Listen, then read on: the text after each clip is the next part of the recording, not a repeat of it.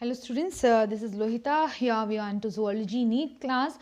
So we are into chapter molecular basis of inheritance. So in today's class we are going to continue our previous class.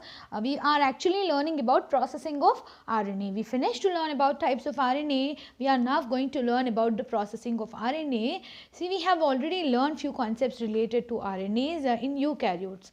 See, in prokaryotes the RNA is not consisting of any introns. RNA is not consisting of any introns. So, RNA is continuously undergoing transcription and translation in case of prokaryotes. But in case of eukaryotes, RNA contains introns. Okay, RNA contains introns. These introns have to be removed to form a functional RNA. Okay, so students, hnRNA, heterogeneous nuclear RNA, we have studied in our previous class. Okay, so hnRNA, heterogeneous nuclear RNA, this is going to undergo some processing to become a mature functional mRNA. Okay, hnRNA undergoes some processing to form an mRNA. Okay, so the first thing is introns of this hnRNA have to be removed. Introns of this hnRNA have to be removed. Okay, so the removal of introns should be there and the exons should be joined to each other. Exons should be joined to each other. Okay, exons, which are coding regions, expressing regions, are retained. Introns, which are non-coding regions, they are removed, and the introns are removed. Exons will be joined together to form an mRNA. Okay, now exons are ready. All the exons will be ligated together, forming an mRNA. But still this mRNA is not functional. See, there are different, by the time this mRNA goes towards the ribosomes, there is a chance for this mRNA to be digested inside the cell itself. Okay, so for that reason, to protect this mRNA, there is some more processing done, that is capping. Okay, capping of mRNA is done. Okay, so removing introns and joining exons is splicing, and here capping of mRNA is done.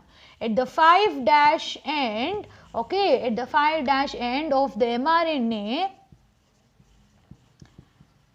methyl guanosine triphosphate residues are added. Triphosphate residues are added. Okay, methyl guanosine triphosphate residues are added at the 5' end, and at the 3 end nearly 200 to 300 nucleotides, 300 to 300 nucleotides of adenylate are added. Okay, in the 3' end nearly 200 to 300 nucleotides of adenylate are added. So this addition of nucleotides at the 3' end is occurring in a template independent manner.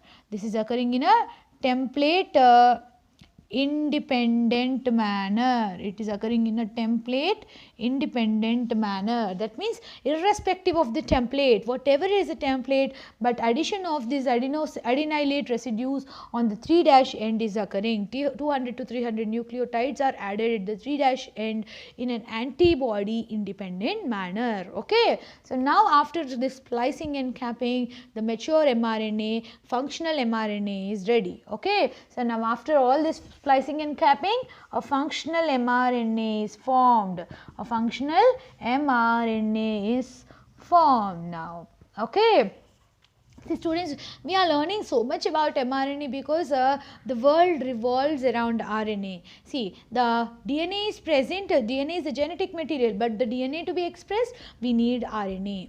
RNA is the one which is expressing the genetic material. Okay, so DNA is dependent on RNA to express its characters. Okay, so RNA is performing many different roles in our bodies.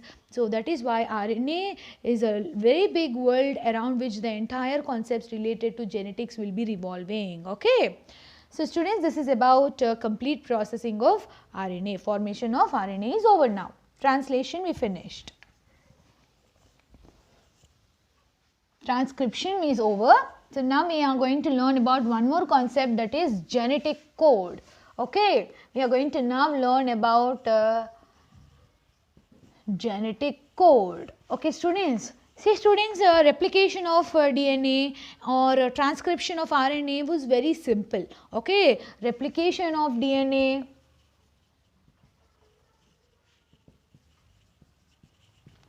transcription of DNA, it was all very to form RNA. These were all very simple because it was completely based on complementarity. Right? That means according to a nucleotide, its corresponding nucleotide, its complementary nucleotide is added. If A was there, T was added. If there was G, C was added. Like that, there was complementarity between the nucleotides. So just the nucleotide which is complementary to the existing nucleotide was picked up, it was added to the to form a DNA fragment or to form a RNA. Okay, to form an RNA or a DNA, just a complementary nucleotide is taken and it is polymerized into DNA or into the RNA. That was very simple. But when coming to the formation of proteins from RNA is undergoing translation. RNA undergoes translation. Okay, and from RNA by translation proteins are formed. We don't observe any complementarity here. And there is no theoretical basis.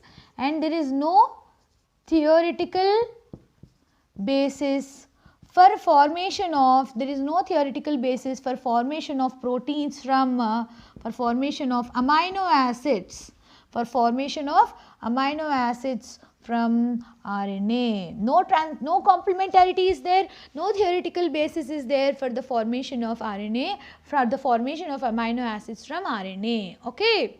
Finally, because of absence of complementarity, because of absence of any theoretical basis behind the formation of amino acids, there was one thing observed. Okay, that was any change in the genetic material resulted in change in amino acids produced from it. Okay, change in the genetic material resulted in the change in the amino acids produced from it. Change in the genetic material has resulted in the change in amino acids produced from it. Okay, so from this it was very clearly observed that there was some genetic code. Okay, there was some genetic code which is responsible for formation of respective amino acid. Then arise the concept of genetic code. Okay, then has arisen the concept of genetic code. It's good. Now genetic code concept has arisen. Fine. Now how can we know if what is this genetic code? That was a very big task. To the scientists, identification of the nature of genetic material, identification of the structure of genetic material was quite interesting. Okay, identification of structure of genetic material, identification of the nature of genetic material was very interesting to the geneticists. But the obtaining of just a minute.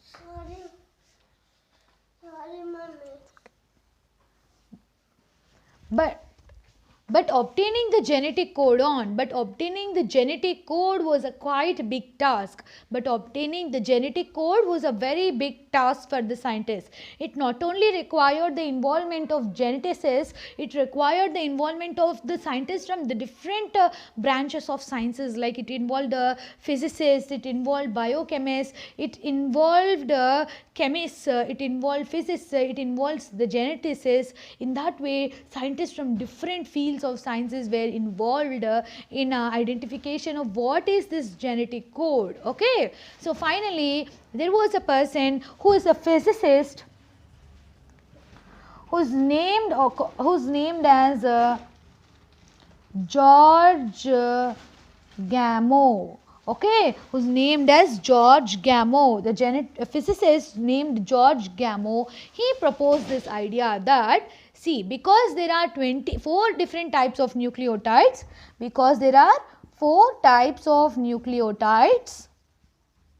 okay, and there exists only 20 types of proteins. 20 types of proteins. Oh, sorry, 20 types of amino acids in proteins. There exists only 20 types of amino acids in proteins. Okay, 4 types of nucleotides are there and 20 types of amino acids are existing in proteins. So, according to this, he told that there might be three nucleotides together. There might be 3 nucleotides together forming a codon. Okay, he proposed that according to this presence of 4 nucleotides and 20 type of amino acids in proteins, he proposed that there might be 3 nucleotides together forming one codon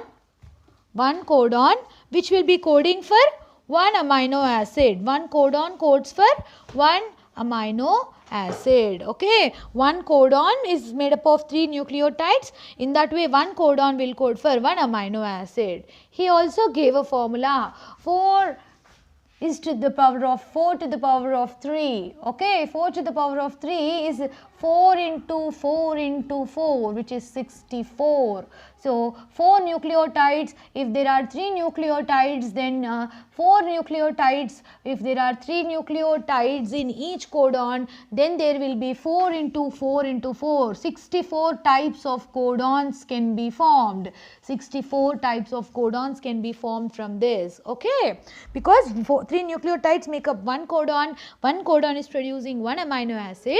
From this he derived this equation. So, George Gamow gave this equation 4 cubed root, 4 to the power of 3. Okay, so is giving 4 into 4 into 4, which is 64 codons. 4 nucleotides, if there are 3 in each codon, then there will be 64 codons. Then there will be 64 codons according to this person. Okay, so later on there were many different scientists involved who were working on deriving this genetic code. Finally, a checker box giving the genetic code was derived. Okay, let us now take a look at the genetic checker box which is giving us this genetic code. Okay,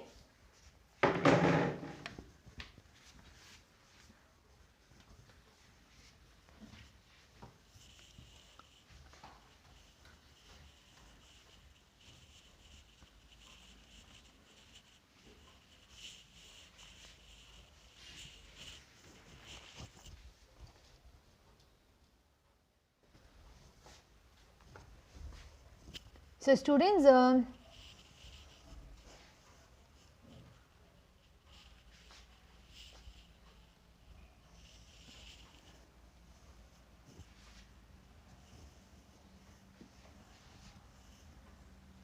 we are now going to look at the checker box which gives us the genetic code. Okay,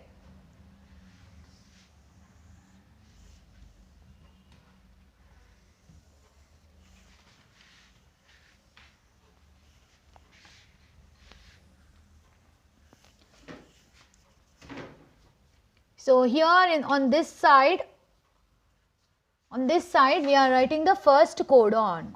Okay, on this side will be the second codon. Here will be the position of the second codon. Okay, this will be the second codon. This will be the first codon. Here will be the second codon. Okay, and here will be the position of the third codon. So let us write them all. U, C, A, G. In this order we are writing the codons. This will be the first codons. U, C, A, G. This is the second codon. Okay. And here we have the third codon U, C, A, G. U, C, A, G. U, C, A and G. U, C, A, G. So, by using these codons we know the positions, right. So, what will be the first position, what will be the second position, like that we know the positions. So, according to this positions we can derive all the possible 64 codons. Okay. So, first position U. So, in this checker box we are going to write all the codons with first position U and second position U. U, third position will be again U. Again U, third position C, U, third position A, U, third position G, like this we are writing. Okay. Now again with the second position changing, first codon same, second position we are changing. U, C, third codon U, UCC, UCA, UCG. Okay. Again we are changing the second codon's position. First codon's position we are keeping same. Second codon position we are changing for one time. Third codon position we are changing it every time. Okay.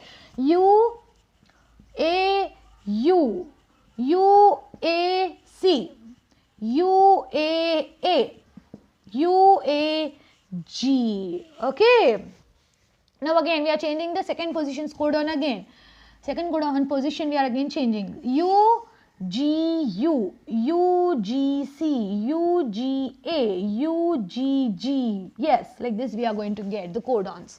Right. So in this way now we are going to again change the first codon's first position codon we are changing it to C.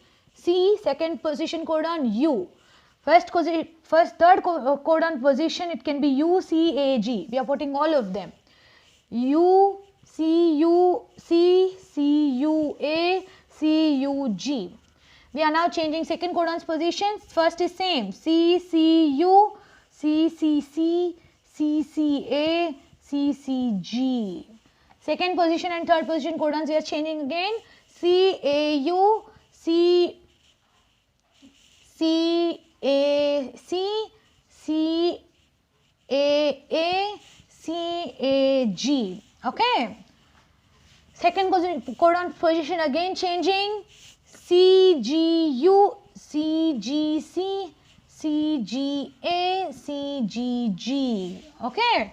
We are taking the third codon again. Third A codon we are taking. We are trying it with a different second codon and third codon positions. So A with codon, second codon position U. We can write simply as this. Okay. A first codon position. U second codon position. Third codon position can be all of these. So we are writing U, C, A, G. Any of ways we can write. Okay. Now again we can make the same here. We will try something new here. Okay. A, C. A first codon, second codon C. We will write AC for all. Okay. And what is the third codon position? It can be U, C, A, G. Any of them. U, C, A, G. Okay. The same way again. A in all first positions. Here A in all first positions. Third position we are changing U, C, A, G. Okay.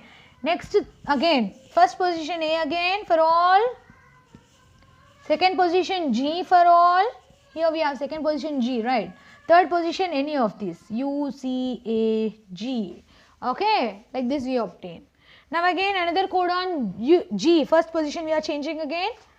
G. Second codon's position U. G, G, G. Second codon is U. Third codon is changing. It can be U, C, A, G. Any of these. Okay. So next one if we are having is again G first codon G, C, G, C, G, C, G, C. Okay.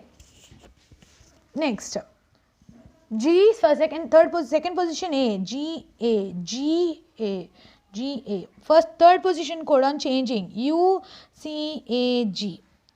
G, G, G, G. First codon same. Second codon is G for all. Third codon U, C, A, G. Like this a checker box can be derived. Okay. So there are 64 possible codons here, each of them coding for each amino acid. Let us see what are the amino acids to which they are coding. Okay. That is also important. This checker box is completely important, students. You have to be thorough with this checker box. Okay. Because remembering each codon and its amino acid is difficult. So remembering it through the checker box is easy. Okay. Let us write the amino acids to which these codons are coding. So we are using the shortcuts here. Okay. We will be using the shortcuts here. U is coding for phenylalanine. First word I will write it fully. The next word I will make it short. Okay.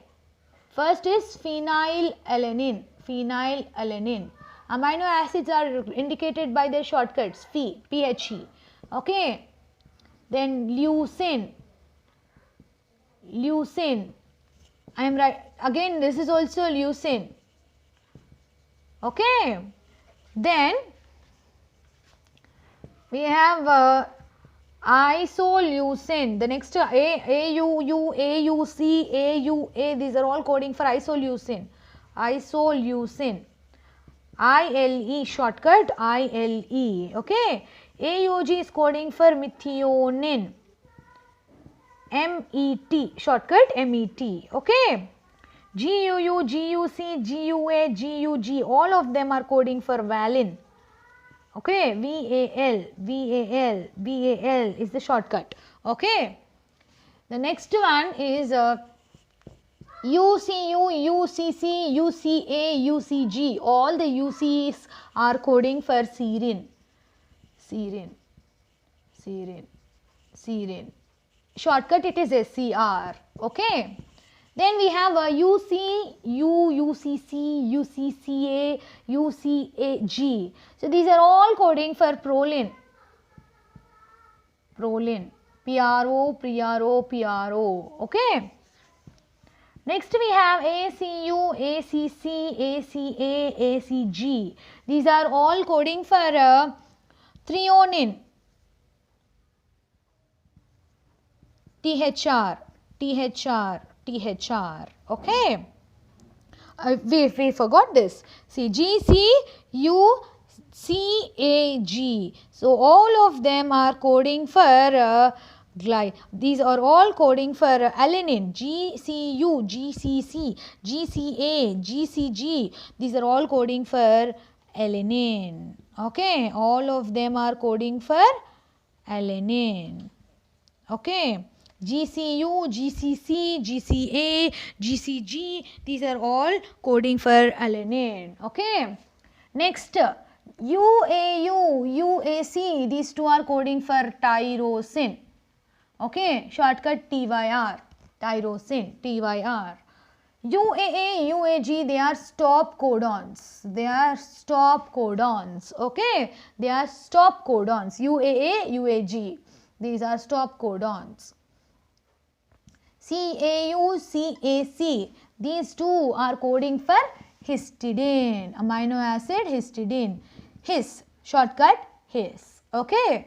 CAA, CAG, these are all coding for glutamine, GLN, glutamine. Okay.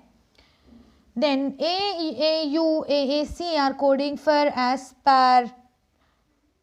asparagine, they are coding for asparagine. Okay. ASN, shortcut ASN. AAA, AG, these two are coding for cysteine. Okay. These two are coding for cysteine. Okay. No, they are coding for lysine. LYSINE, lysine. Okay. AAG, these two are coding for lysine. Okay. LYSINE, lysine.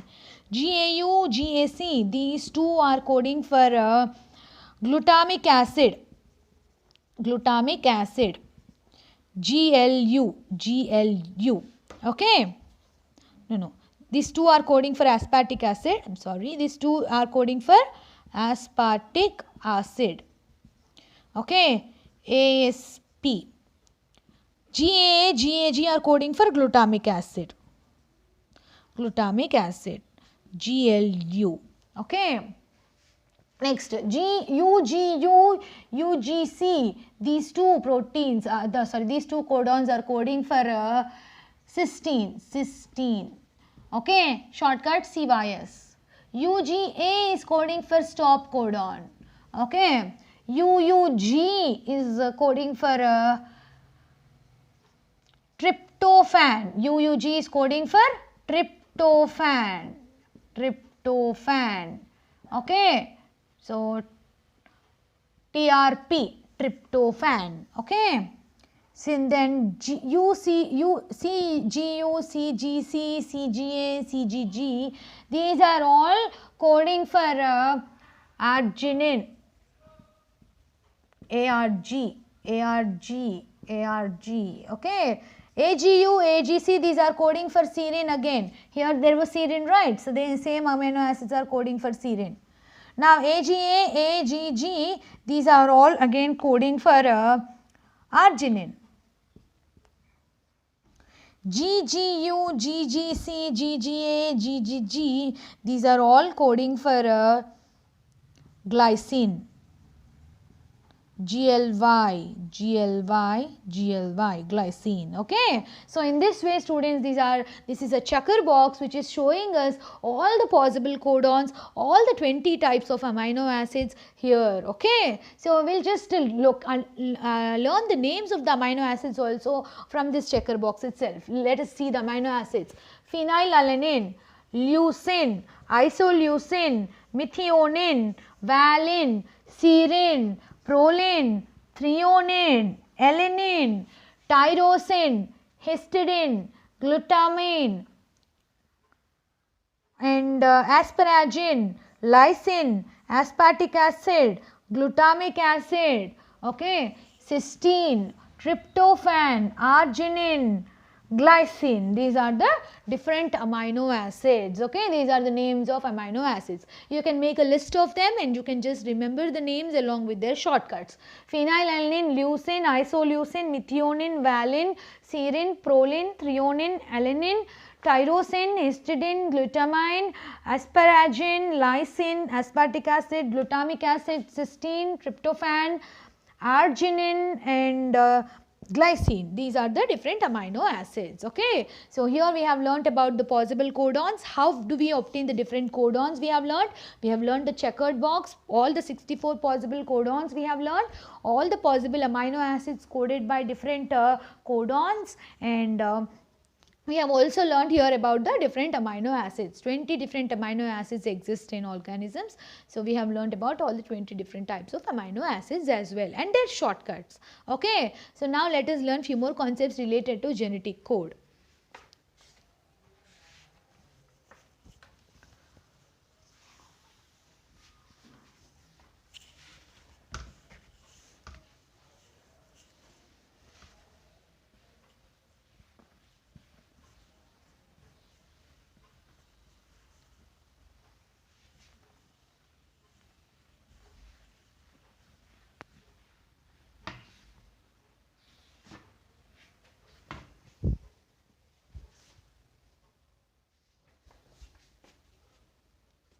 See students, we are now going to learn about the salient features of genetic code. Salient features of genetic code. Okay. So the first salient feature of genetic code is, see, there are 64 codons which are of which only 61 codons are coding for amino acid. 61 possible codons.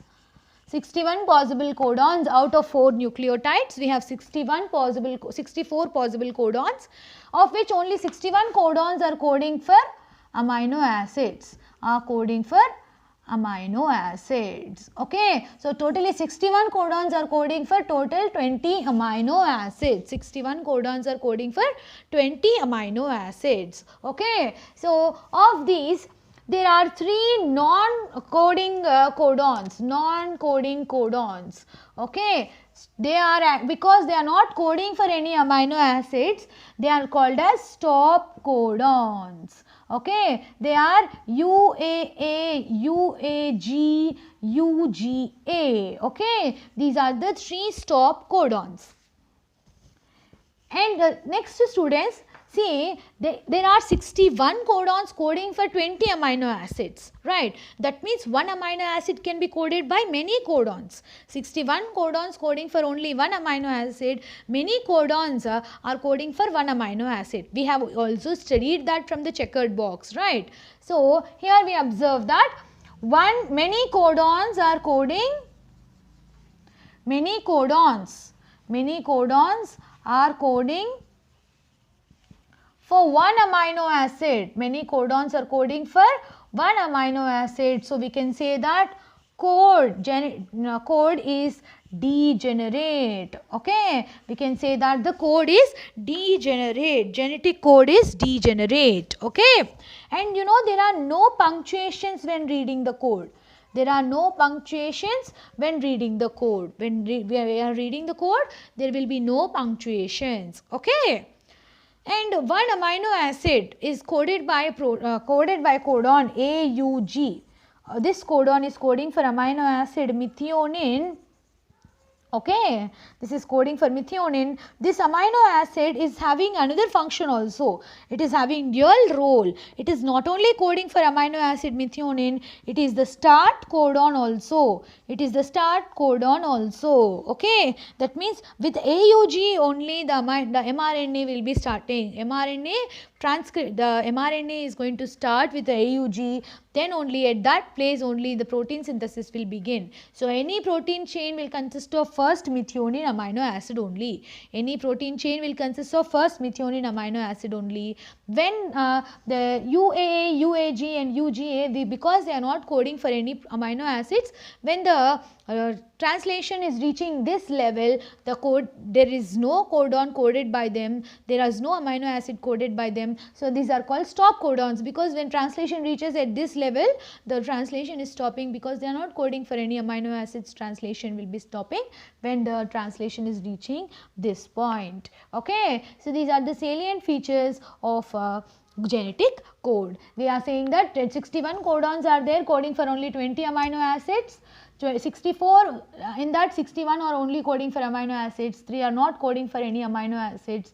They are called stop codons. They are UAA, UAG, UGA, because when translation reaches their level, translation will stop because they are not coding for any amino acids. Okay. And many codons are coding only for many codons are coding for one amino acid. Many codons we have seen, there are some examples where 6 codons are also coding for one amino acid. Very few are there like a tryptophan, methionine. These are the very few which are coded by only one amino acid. Only these two are coded by only one amino acid. Other than that, many other amino acids are there which are coded by more than one amino acid. 2, 4 or 6 codons are also coding for one amino acid. So, we can say that code is degenerate.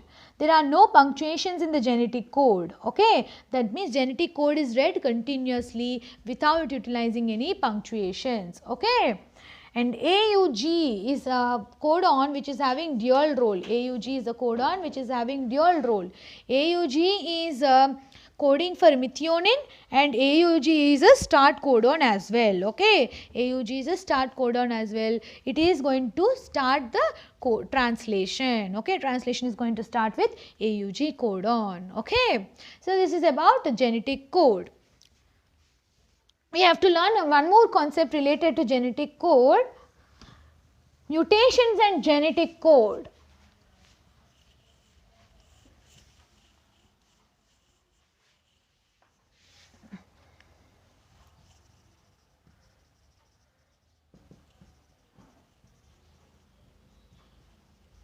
Mutations and genetic code. Okay, see, mutations and genetic code are related. Mutation in the DNA or RNA will change the genetic code, right? So, change in the genetic code will cause change in the amino acid that is produced. For example, we have seen the example of sickle cell anemia in our previous lesson.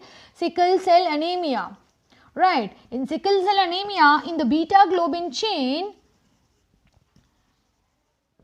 glutamic acid is replaced by valine. Glutamic acid is replaced by valine. In the 6th position, the 6th amino acid of beta globin chain is replaced, glutamic acid is replaced by valine. Okay, in the 6th position, glutamic acid is replaced by valine. So, this is point mutation, only one mutation is there, right? Only one nucleoside mutation is there, which is resulting in such a big disorder called sickle cell anemia. Okay. Let us take an example and read, okay, learn more about a genetic mutation code.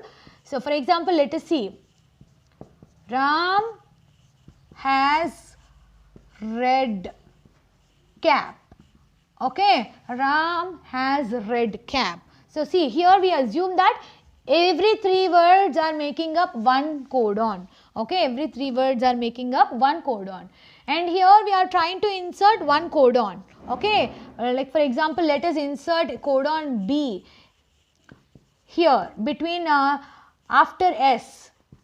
Ram has BREDCAP. Yes, there is a change in the reading frame, isn't it? Now let us add another word after B, I.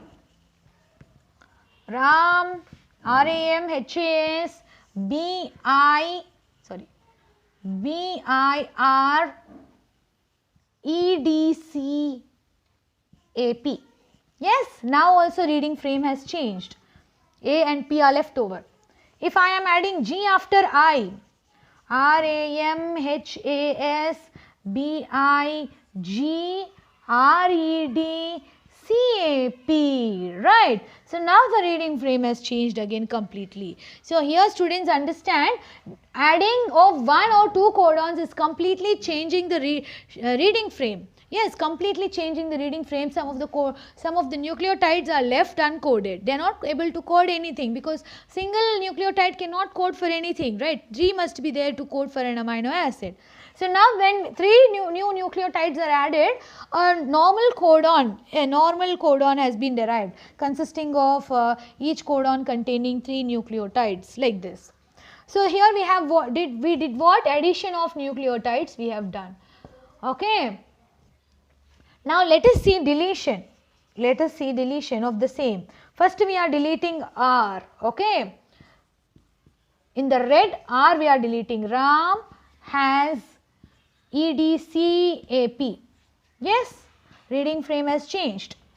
Now we will delete E also. Ram, has, DCAP. Right.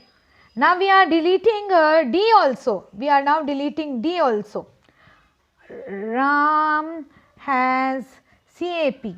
Right. So now again a codon has been formed. So students, in this way we observe that due to point mutations, that means due to addition or deletion of one nucleotide will cause entire shift in the reading frame. Okay. So these mutations during which one nucleotide is added or deleted is called as point mutations. They are called point mutations. Okay, these are the cases where one nucleotide is added or deleted. Here we have seen adding of one nucleotide, how is it shifting the complete reading frames, right? So in the same way, in the genetic code, in our DNA or in our RNA, particularly in our RNA, adding of nucleotides is going to completely shift the reading frame, leaving some nucleotides unable to be coding for any new amino acids, because one or two nucleotides they cannot code for any amino acids. So complete change in the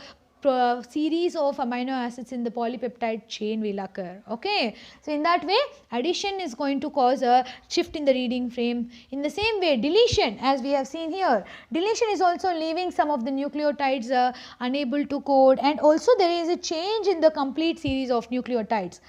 Earlier it was Ram has red cap, but now it has become Ram has cap.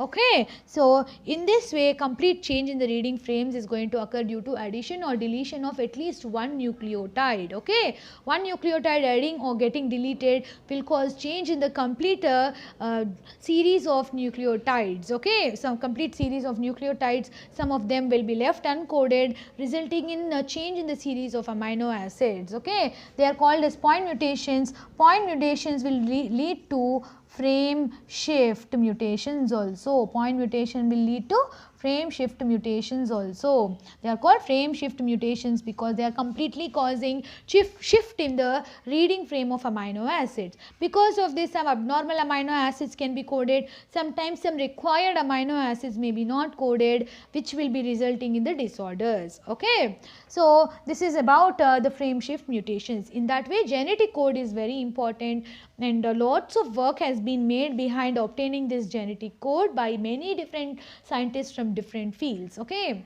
So this is all about the genetic code, students. So with this we finished to completely learn about the genetic code as well.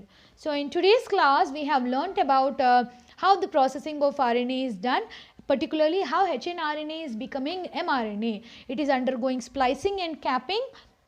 Capping on both introns are spliced. Capping is done on the 5' end and 3' end. Both ends capping is done. A functional mRNA is produced, right? So this mRNA will be undergoing translation to form proteins.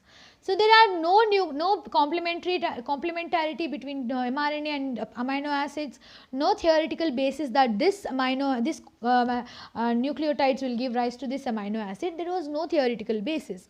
So it was very difficult for obtaining genetic code, but somehow many different fields, scientists were involved and they have together obtained this genetic code. And we have also very clear checkerboard was also obtained to give this genetic code. 20 different amino acids list was given today in the class. So amino acids genetic codons, the amino acids what they are coding, what are stop codons, what are start codons we have learned about the salient features of the genetic code, what happens to the genetic code due to point mutations, frame shift mutations we have learned. Okay, so these are all the concepts that we have learned in today's class, students. Thank you all for joining the class. We will continue to learn more about molecular basis of inheritance in our next classes also. Thank you all for joining the class. We'll meet in the next class.